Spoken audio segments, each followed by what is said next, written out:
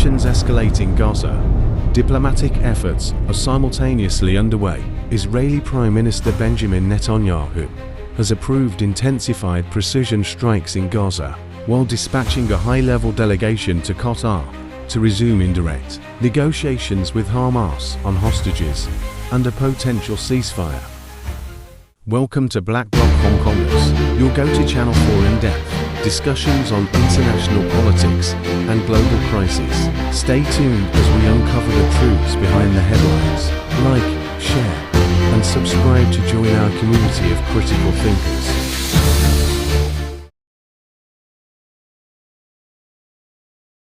On January 3, 2025, Israeli airstrikes targeted the southern Gaza area of Al-Mawasi, reportedly killing at least 11 Palestinians, including Gaza Police Chief Mahmoud Salah and his deputy, General Hossam Shawan.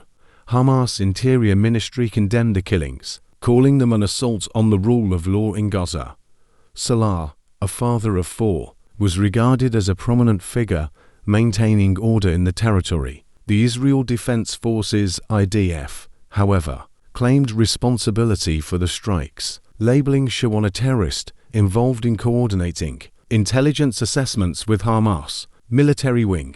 The IDF framed the operation as a successful counter-terrorism mission. Though for Gaza's residents, it was another devastating chapter of loss and destruction. Amidst the ongoing violence, a glimmer of hope emerged with Israel's announcement of renewed talks in Doha, Qatar. Netanyahu's office confirmed that representatives from the Israeli security agency IDF and Mossad would participate in discussions mediated by the Qatari government. The renewed negotiations follow months of stagnation, despite persistent mediation efforts by the Biden administration. Last year, US President Joe Biden proposed a three-phase plan, linking a full ceasefire to the release of hostages. The initial phase involved a 6-week ceasefire, during which Israeli forces would withdraw from Gaza's densely populated areas and release several Palestinian prisoners in exchange for hostages, including women, elderly individuals, and the wounded. However, disputes over the status of strategic zones, such as the Philadelphia corridor on the Gaza-Egypt border and the Netzarim corridor dividing Gaza, caused the talks to collapse in August. Israel insists on maintaining a military presence in these areas for security reasons, while Hamas demands a complete withdrawal. In November, Qatar suspended its role as mediator, citing both sides' unwillingness to compromise. Tensions further escalated as Hamas accused Israel of introducing new terms to the deal, while Netanyahu blamed Hamas for breaching previous understandings. Despite this, sources close to the negotiations have expressed cautious optimism. In December, both sides reportedly softened their stances, with Israeli negotiators expressing hope for partial hostage releases, and Hamas officials hinting at a potential breakthrough.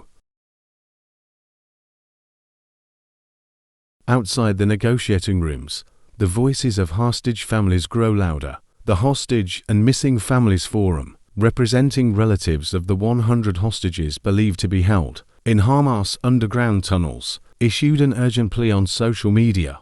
"We cannot miss this window of opportunity. There's no time to delay." Their call underscores the human stakes at play and places additional pressure on negotiators to reach an agreement swiftly.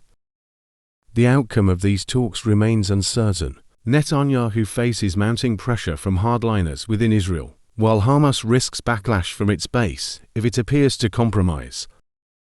However, both sides may increasingly recognize the long-term costs of prolonged conflict as diplomatic efforts unfold against a backdrop of war. The world watches to see whether this fragile moment of negotiation can pave the way for a lasting ceasefire, or if the cycle of violence will continue unchecked.